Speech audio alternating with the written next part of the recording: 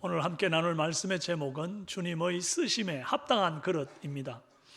하나님은 자신을 토기장이에 사람을 그릇에 비유한 때가 많았습니다. 이사야 선지자가 이사야 64장 8절에서 그러나 여호와여 이제 주는 우리 아버지시니이다. 우리는 진흙이요 주는 토기장이시니 우리는 다 주의 손으로 지으신 바니이다. 이렇게 말했는데 신약의 사도 바울도 비슷한 말씀을 합니다. 로마서 오늘 본문 9장 20절 21절에서 이 사람아 네가 누구이기에 감히 하나님께 반문하느냐. 지음을 받은 물건이 지은 자에게 어찌 이같이 만들었느냐 말하겠느냐. 토기장이가 진흙 한 덩이로 하나는 귀히 쓸 그릇을 하나는 천히 쓸 그릇을 만들 권한이 없느냐. 이제 하나님은 토기장이에 비유되고 있고 사람은 진흙, 질그릇에 비유되고 있습니다. 이 비유의 말씀을 통해서 우리가 깊이 깨달아야 할 것들이 몇 가지가 있어요. 첫째는 내 존재가 흙이라는 사실을 날마다 새롭게 깨달아야 합니다. 함께 한번 읽어봅시다.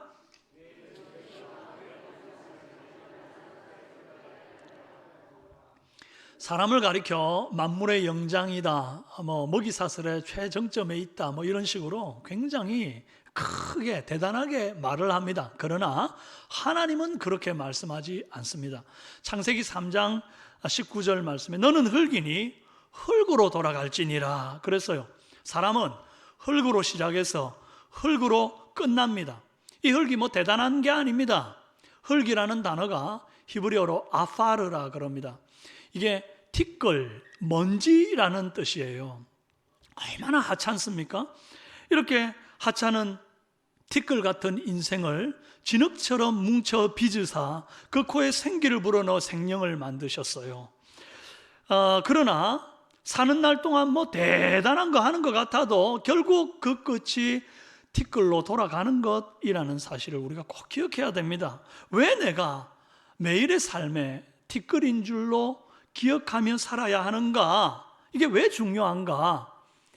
내가 꽤 괜찮은 사람이라고 생각하면 할수록 하나님의 도움은 별로 필요 없고 웬만한 것은 내 힘으로 헤쳐나갈 수 있을 뿐 아니라 그럭저럭 살만하기 때문에 하나님의 은혜가 그렇게 크게 느껴지지도 고맙게 느껴지지도 않는 거예요.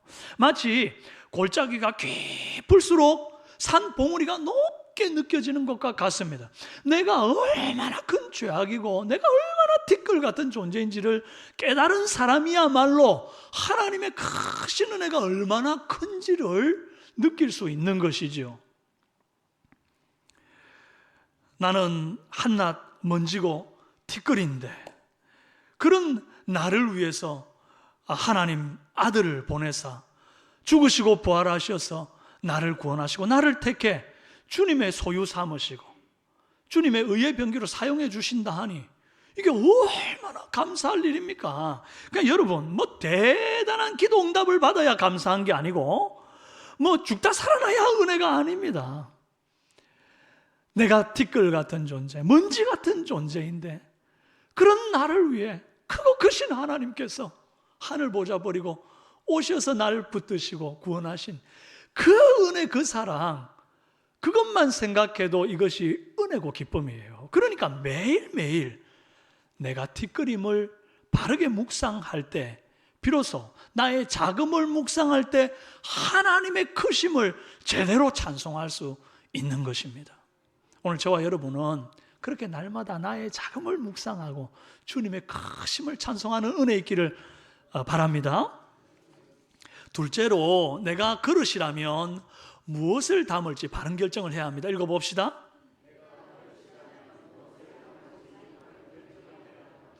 하나님이 티끌을 뭉쳐 사람을 빚어 만드셨다 했는데 다 만들고 나서 보니까 그 속이 텅 빈 질그릇 같은 거예요. 그래서 그 속에 뭔가를 담아주셨습니다. 뭘 담아주셨는고 하니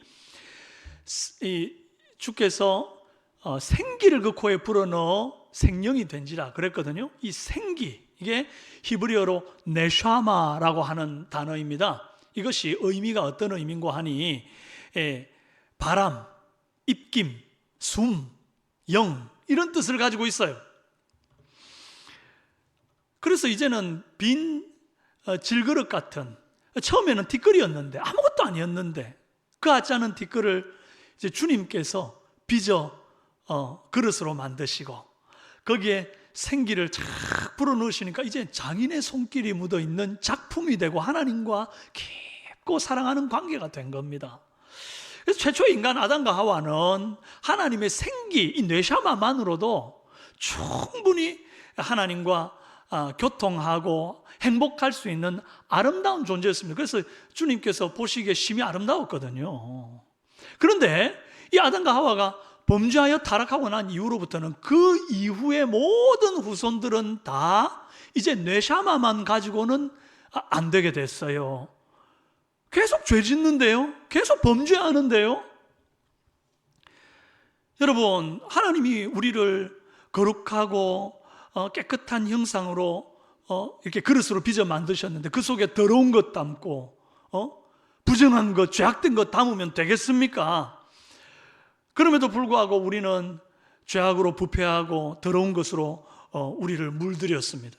욕을 담고 술을 담고 개똥철학을 담고 음란과 투기와 술취함과 방탕함과 시기와 질투를 그 안에 담는 거예요. 그러면 안 되는 거잖아요.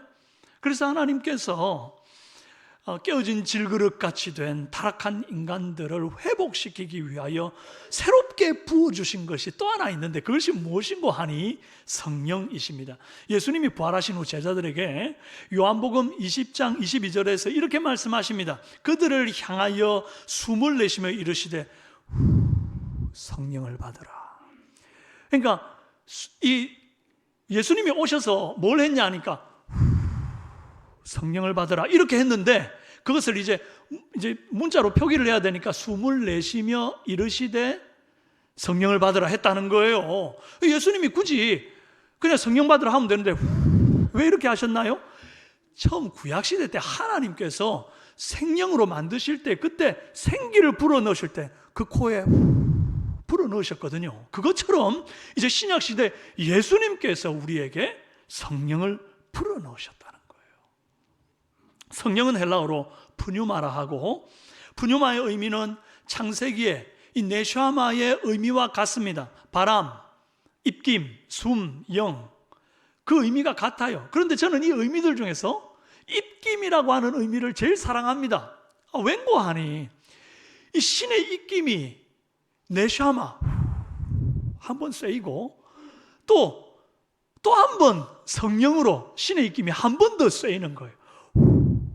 여러분, 우리는요 신의 입김이 두 번이나 쓰인 아주 특별한 그릇이 된 겁니다. 이걸 하찮게 생각하면 곤란합니다. 고린도전 후서 4장 7절 말씀에 우리가 이 보배를 질그릇에 가졌으니 이는 심히 큰 능력은 하나님께 있고 우리에게 있지 아니함을 알게 하려 함이라 그랬습니다. 여러분 보십시오. 질그릇에 뭘 가졌다고요? 보배를 가졌다 했습니다. 보배를. 그 보배가 바로 하고 불어넣어 주신 성령이거든요. 이 성령은 인격적이실 뿐만 아니라 큰 능력이 있으신 분이세요. 그 신의 숨결인 성령님이 내 속에 계시다는 거예요. 여러분, 질그릇 안에 술을 담으면 그건 술단지가 되죠. 근데 질그릇 안에 보배를 담으면 보물단지가 되는 것입니다. 여러분 속에는 무엇을 담았습니까? 좌우로 우리 서로 인사할까요? 당신은 보물단지입니다. 얼마나 귀한지요. 자, 세 번째로 그릇은 목적을 가지고 만들어졌음을 깨달아야 합니다. 읽어봅시다. 디모데후서 2장 20절 말씀에 큰 집에는 금그릇과 은그릇뿐 아니라 나무그릇과 질그릇도 있어 귀하게 쓰는 것도 있고 천하게 쓰는 것도 있나니 그랬어요. 금그릇, 은그릇, 나무그릇, 질그릇 종류가 다 다른 그릇입니다. 종류가 왜 다르죠? 그게 쓰이는 목적이 달라 그렇습니다. 영어 번역에는 이 목적이라는 단어가 분명하게 이 말씀 속에 기록되어 있어요. 귀하게 쓰는 것, 이건 noble purposes, 귀한 목적으로 쓰는 그릇이라고 그랬어요. 근데 오해하면 안 되는 것이 있는데 천하게 쓰는 것은 나쁜데 악한 데 쓰는 것을 말하는 게 아닙니다. common use, 일반적으로 쓰는 것을 의미하는 거예요. 저는 지금까지 개밥 그릇 하려고 금그릇 사용하는 집을 본 적이 없습니다. 또 귀한 손님 모셔놓고는 개밥 그릇에다가 음식 대접하는 집도 본 적 없습니다. 저희 집 찬장에는 다양한 종류의 그릇들이 있습니다.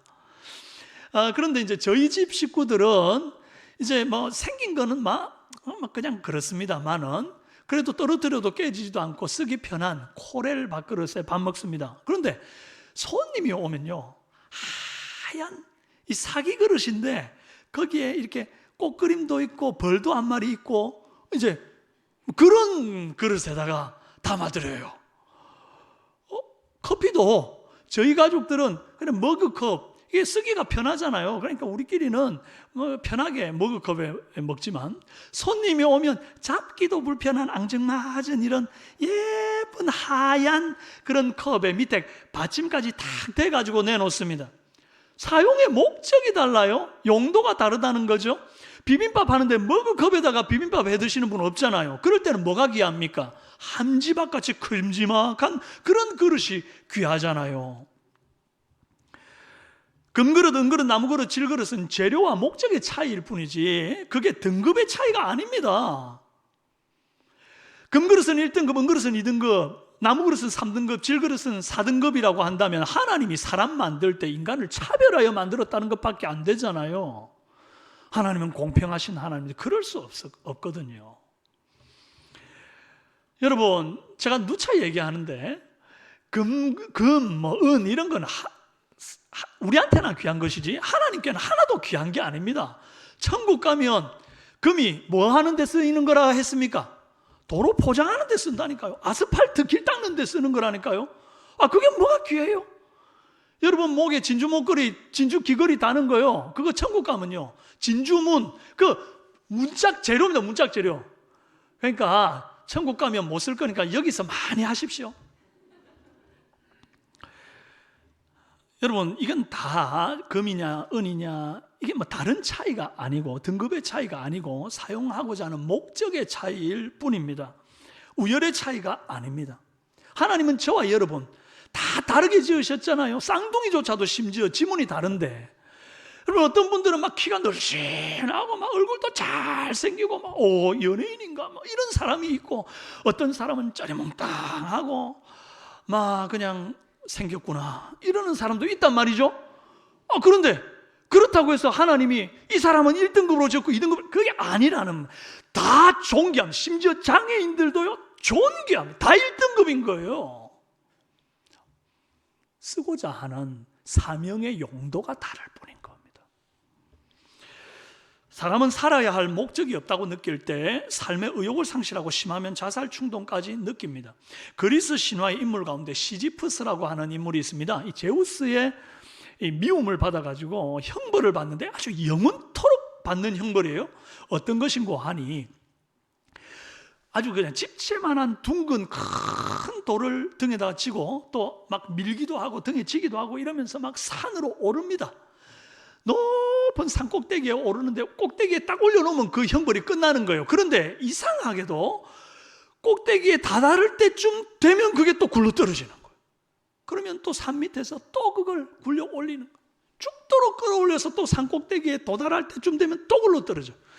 이것을 영원토록 반복하게 하니 이것이 형벌이라는 거예요. 목적 없는 일을 계속해서 반복하면요, 사람이 이렇게 의미 없는 짓을 하며 살 바에는 차라리 죽는 게 낫겠다 그러면서 삶의 의미를 상실하게 됩니다. 여기에서 착안해가지고 독일이 유대인들을 학살할 당시에 그때 유대인들을 마치 마루타처럼 이렇게 실험하는데 쓰기도 했거든요. 한 사람에게 삽을 주면서 구덩이를 파서 여기에다가 옮기라 그럽니다. 그래서 열심히 구덩이를 파서 옮겼습니다. 왜 해야 됩니까? 물어보면 몰라도 돼? 그럽니다. 옮겼습니다. 실컷 다 옮기고 나니까 다시 그걸 파서 방금 판 그 자리에 다시 묻으라는 거예요. 왜 그래야 됩니까? 물어보면 알 필요 없다 그럽니다. 또 묻습니다. 또 묻고 나니까 다시 파서 거기로 옮겨 놓으라는 거예요. 방금 그 자리로.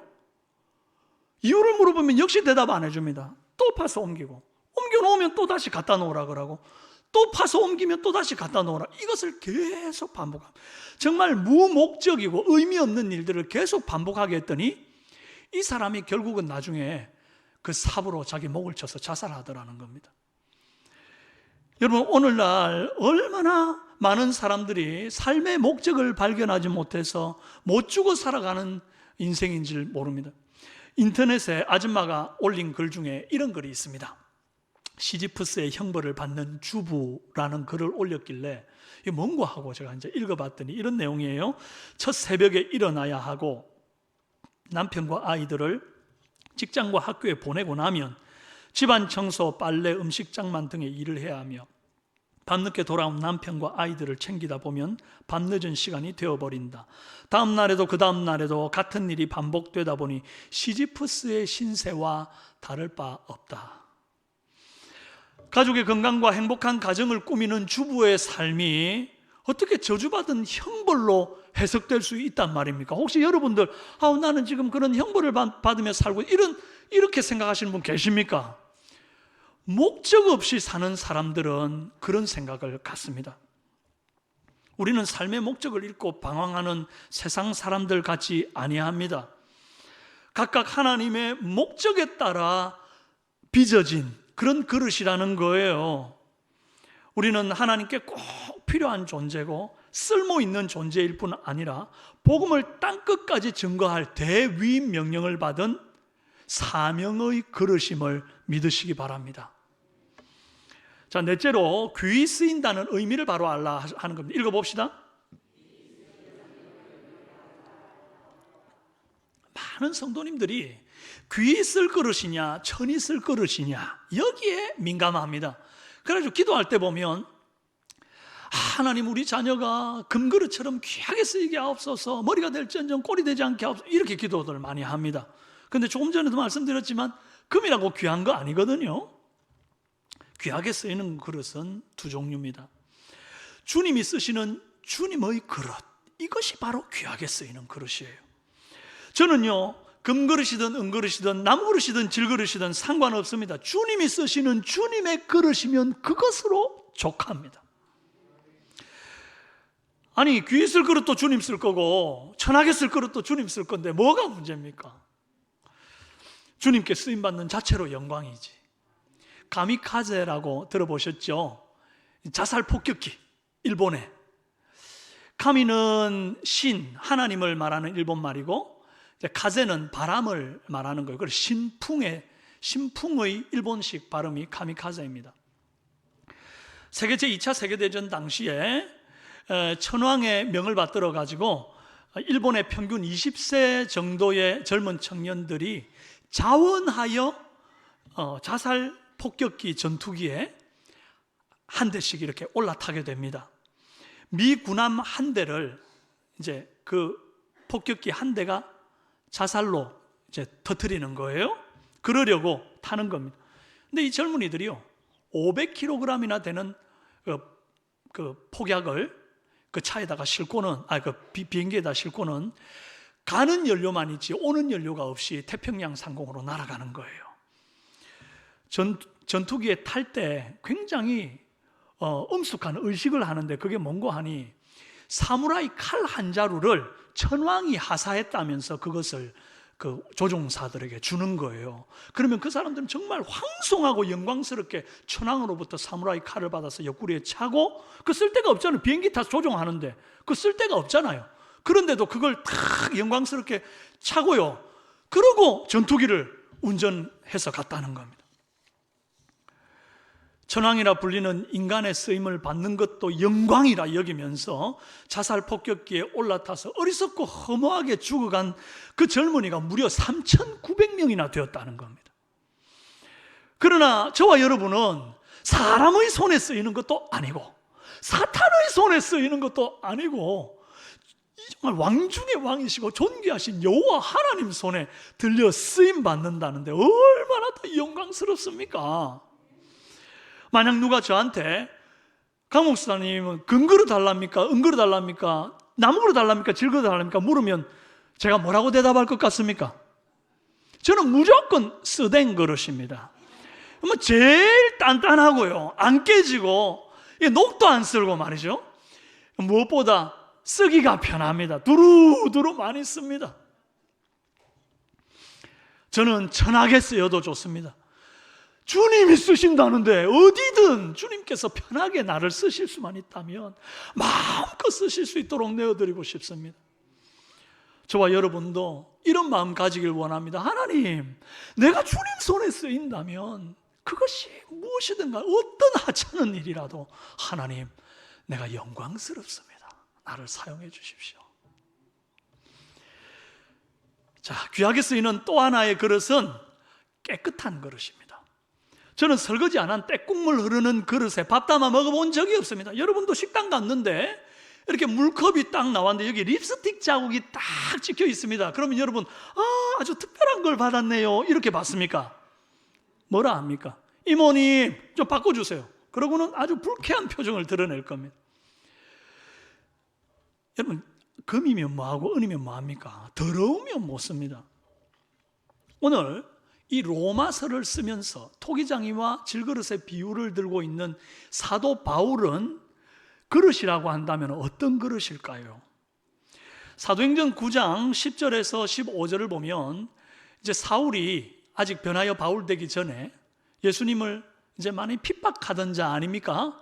그렇게 핍박할 때에 이제 다메섹 도상에서 빛 가운데 주님을 만나고 눈이 멉니다. 그 눈이 먼 사울을 하나님께서 예수님께서 이제 아나니아라는 제자에게 나타나서서 너 그 직가라 하는 곳에 동네에 가서 안수하여 사울의 눈을 뜨게 해라. 그리 이제 명령을 주시거든요. 이때 이 아나니아가 사울이 겁나서 못 가겠다고 하면서 하나님께 한 말이 있습니다. 그 내용을 딱 보면 이 사울이 어떤 그릇인지를 우리가 분명하게 알 수가 있습니다. 사도행전 9장 13절 15절 말씀입니다. 아나니아가 대답하되 주여, 이 사람에게 대하여 내가 여러 사람에게 듣사온즉 그가 예루살렘에서 주의 성도에게 적지 않은 해를 끼쳤다 하더니 여기서도 주의 이름을 부르는 모든 사람을 결박할 권한을 대제사장들에게 받았나이다 하거늘 주께서 이르시되 가라, 이 사람은 내 이름을 이방인과 임금들과 이스라엘 자손들에게 전하기 위하여 택한 나의 그릇이라, 이렇게 말합니다.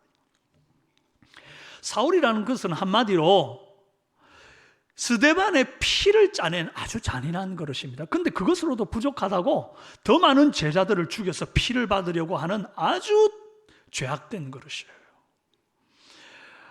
그리고 성도들에게 유익한 게 아니라 적지 않이 해를 끼친 그릇이에요. 아나니아도 12 사도들도 다 무섭다고 가까이 하기를 기피 하는 더러운 그릇입니다. 그런데 이런 말도 안 되는 더럽고 잔인한 그릇을 하나님은 내 이름을 전하기 위해 택한 나의 그릇이다, 이렇게 말씀하시는 거예요. 이것이 주님의 주권입니다. 주님의 주권, 주인의 권리. 우리가 감히 하나님께 왜 그런 인간을 택하십니까? 한거할 수 없습니다. 토기장이신 하나님께서 당신이 만든 그릇 당신이 원하는 대로 쓰시겠다는데 당신이 택해서 여기 쓰든 저기 쓰든 그건 당신의 마음이지 네가 왜 그런 소리를 하느냐, 그 말인 거예요. 여러분 집에서 식사 준비할 때 이제 뭐 밥 담는 그릇, 국 담는 그릇, 김치 담는 그릇 다 여러분 마음대로 택해서 쓰시잖아요. 그럴 때 김치 담는 그릇이 왜 냄새나게 나한테 김치 담아요, 그렇게 한거하는 거 본 적 있습니까? 여러분 된장국 뜨거운 거 딱 담는데 그 국대접이 왜 뜨거운 이 된장국을 나한테 담는 거예요 하고 따지는 거 혹시 본 적 있습니까? 본 적 있다 하시는 분들은 우리가 잘 돌봐드려야 됩니다. 누구를 택해 사용하시든지 그건 주님의 주권이에요. 지옥의 불쏘시개라 여겼던 이방인들 가운데 몇을 택하여 구원하여 당신의 자녀로 삼으시는 것은 당신의 의지고 당신의 주권이라는 거예요. 할렐루야. 여러분, 사울 같은 잔인한 그릇 택하여서 이방인 선교를 위한 주님의 그릇으로 사용하신다는 사실은 우리에게도 굉장한 은혜입니다. 이게 왜 그런가 하니까 우리는 믿음이 좀 약하고 열심이 좀 부족해서 그렇지 사울이 스데반 죽일 때처럼 우리가 믿는 사람 죽인 적이 있습니까? 나 믿는 사람 죽여봤다. 손 들어보세요. 없잖아요.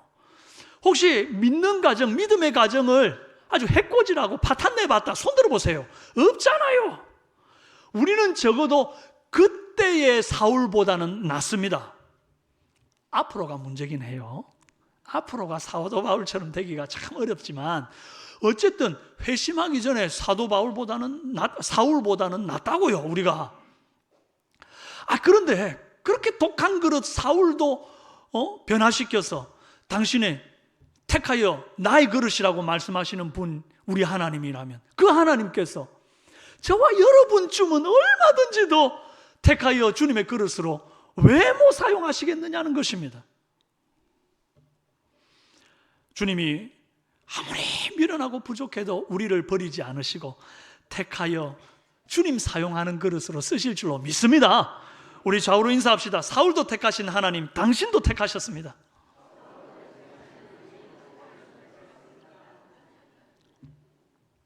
자, 여기에서 한 가지 궁금한 것이 있습니다. 하나님은 왜 사울같이 잔인한 그릇을 그냥 막 박자 깨뜨려 버리지 않았을까요? 세상에 늘린 게 사람인데 굳이 사울 거 써야 됩니까? 아니, 돌을 들어 아브라함 자손 만들 수 있는 하나님이 뭐가 아쉬워서 굳이 사울한테 목매다는 거예요? 안 그래도 될 것 같은데 왜 굳이 사울을 다시 쓰시는 거죠?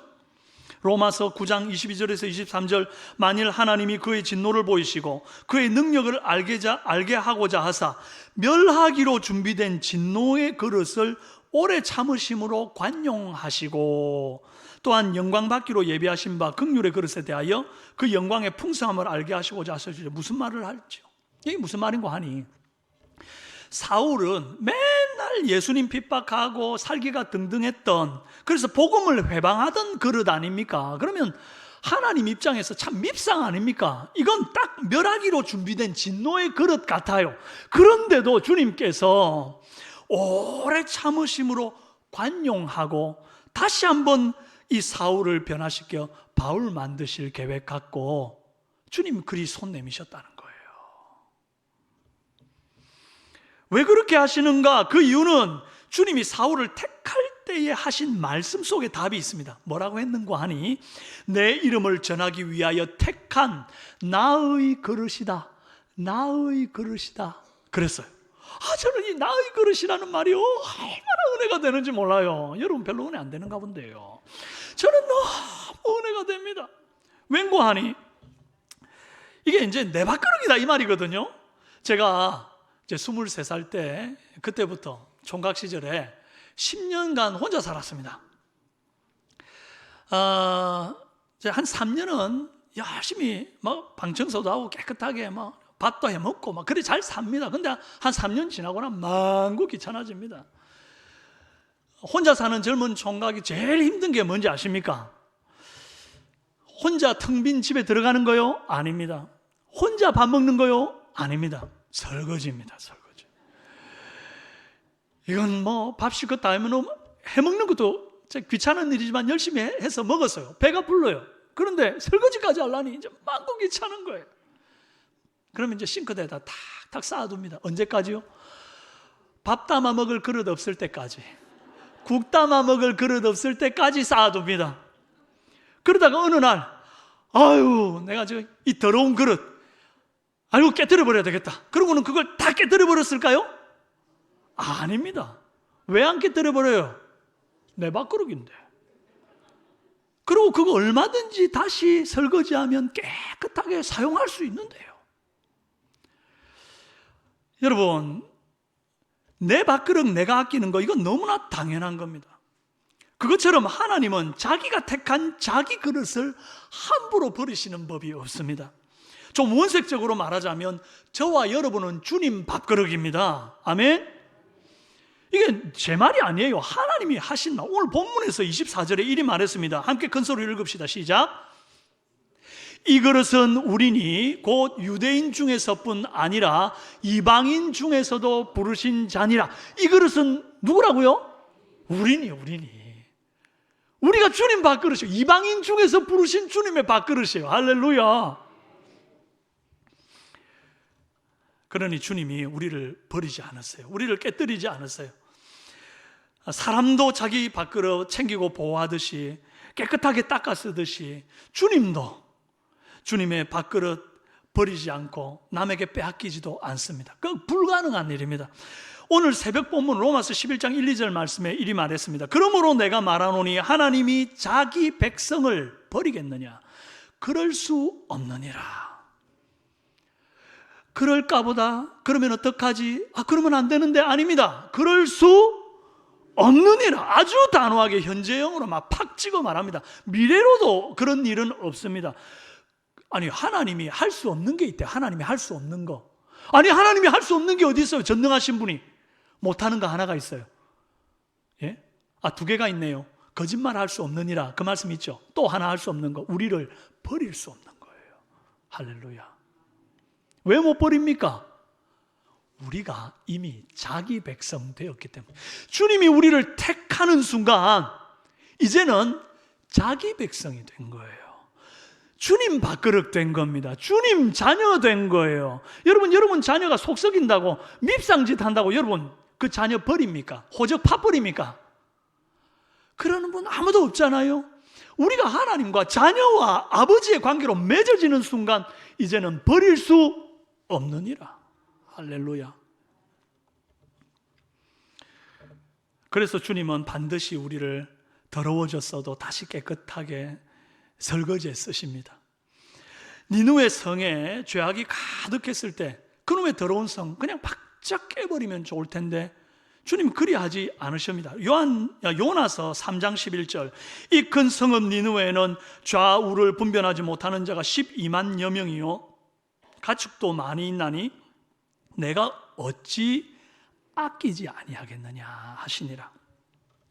멸하기로 준비된 진노의 그릇 같은, 얼마나 죄가 관영했는지 몰라요. 니느웨가 진노의 그릇, 멸하기로 준비된 그릇 같아요. 그런데 주님께서 그것을 당신의 주권으로 딱 보류하시고 요나 선지자를 보내어서 회개하여 다시 설거지에 쓰시려고 하시는 겁니다. 이걸 어떻게 탓할 수 있어요? 이건 오히려 은혜죠, 은혜. 하나님이 사울같이 독한 그릇도 설거지에 쓰시는 분입니다. 여러분 한번 상상해 보십시오. 앞치마를 두르고 계신 하나님, 그 하나님께서 오늘 이 자리에 오셨습니다. 그리고 여러분, 그리고 내 속에 있는 더러운 죄를 보시고는 깨끗하게 설거지해서 쓰시려고 하시는 거예요. 여러분, 사울도 씻어서 바울로 사용하실 수 있는 하나님, 그 독한 인생을 바꿔가지고 이렇게 위대한 로마서를 쓰는 인생으로 바꾸는 하나님이 오늘 부족하고 아무것도 아닌 티끌, 아파르, 아무것도 아닌 나를 얼마든지 들어서 이 더러운 것을 깨끗하게 예수 보혈로 씻어서 하나님 영광을 위한 복된 그릇으로 왜 못 사용하겠냐는 겁니다. 하나님은 설거지의 달인입니다. 용서 못하실 것이 없고 그 보혈의 세제가 얼마나 강력한지 씻지 못할 것이 없어서 눈과 같이 맑게 씻어 보란 듯이 쓰실 수 있는 줄로 믿습니다. 마지막으로 5번째, 주님 손에 붙들려 있는 그릇임을 깨달으라. 읽어봅시다. 여러분, 그릇이 깨지는 게 얼마나 쉬운지 아시죠? 아내가 신혼 때 설거지하면서 그릇을 많이 깨먹대요. 그것도 꼭 예쁜 것만 골라서 깨요. 나중에 이제 제 아내 볼 때 아직도 깹니까? 그거 묻지 마세요. 우리 아내 요즘은 안 깹니다. 그 옛날에 신혼 살림 할 때 잘 안 해봤으니까. 여러분도 깨봤잖아요. 근데 그거 깰 때 보니까 그거 딱 깰 때 그 남편이라는 작자가 아이고 칠칠 맞게 그것도 하나 제대로 못하고 깨먹냐? 이러면 이제 3차 대전 벌어지는 겁니다. 속으로는 아이고 저게 얼마짜린데 싶어도 자기 괜찮아? 어디 안 다쳤어? 아유 그릇은 또 사면 되지. 이래줘야 됩니다. 다들 그렇게 하고 계시죠? 제가 그릇 깨는 걸 가만히 보니까 이걸 아내가 설거지하기 귀찮다고 던져서 깨는 게 아닙니다. 망치 들고 와서 부셔서 깨는 게 아니더라고요. 어떻게 깨는 거 하니까 설거지하다 미끄러져서 놓치니까 깨지더라고요. 아하, 그릇은 붙잡고 있다가 놓치면 깨지는구나. 그런데 내가 주님이 만든 그릇이라며요. 그 이런 내가 그릇인데 아직까지 내가 깨어지지 않고 내 안에 성령님 담고 거룩하신 하나님께 예배하러 나와 있는 지금 내 모습을 보니 내가 주님께서 지금 붙들고 있는 중이구나, 이걸 깨달을 수 있더라는 거예요. 여러분, 우리가 때로는 기도할 때 하나님 내 기도 안 들으시는 것 같을 때 있습니다. 아무리 기도해도 하나님이 숨바꼭질 하듯이 숨어버린 것 같고, 다른 사람 기도는 잘 들어주는 것 같은데 내 기도는 외면하시는 것 같은 그런 마음 들 때가 있어요. 그래서 하나님 도대체 어디 계십니까? 어디 계십니까? 그렇게 기도하는 분들이 있습니다. 그런데 여러분 믿으십시오. 그런 절망적인 마음이 드는 그 순간에도, 앞이 캄캄하고 아무것도 안 보이는 그 순간에도 여전히 주님이 나를 붙들고 있기 때문에 지금 내가 그런 기도라도 하고 있다는 사실을 아셔야 한다는 겁니다.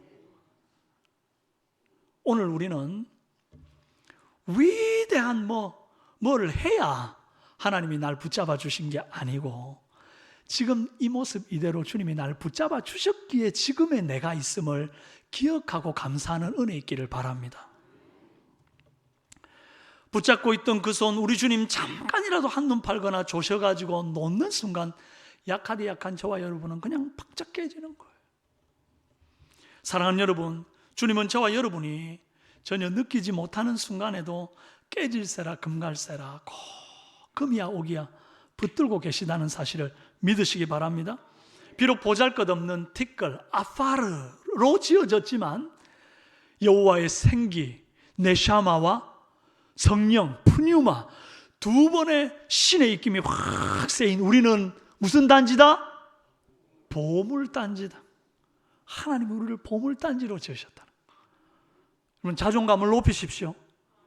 부족하다, 못났다, 없다, 나는 남들보다 뭐가 좀 어떻다, 이런 생각 이제 더 이상 하지 마십시오. 내게 있는 은혜가 족하도다. 감사하는 은혜 있기를 바랍니다.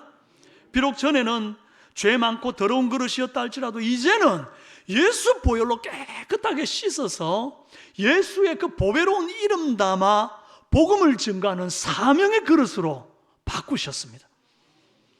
사울을 변하여 바울 되게 하신 회심의 그릇으로 우리를 사용하고 계시는 것입니다. 오늘 우리 삼성의 모든 성도들은 내가 막 귀 쓰이냐, 천이 쓰이냐, 이런 거 신경 쓰지 말고 어디에 쓰이든지 우리 주님 손에만 쓰일 수 있다면 영광입니다. 감사합니다. 할렐루야. 그리 생각하고 주님 나를 사용하여 주옵소서. 내가 여기 있나이다. 그리 고백하는 우리 모든 삼성의 성도들 다 되시기를 주님의 이름으로 축원합니다. 기도하겠습니다. 살아계신 하나님 아버지, 나는 주님의 그릇입니다. 티끌이고 아무것도 아닌 자인데 주님께서 나를 빚어 신의 입김을 2번이나 쐬고 나를 주님의 그릇 삼아 주시니 감사합니다. 택하셔서 절대로 버리지 아니하겠다 말씀하시니 감사합니다. 아버지 하나님, 예수 그리스도 보배로운 이름 담아 이 이름 증거하는 사명의 그릇으로 주님 오시는 날까지 쓰임받게 하옵소서. 감사를 드리옵고 예수님 이름으로 기도합니다. 아멘.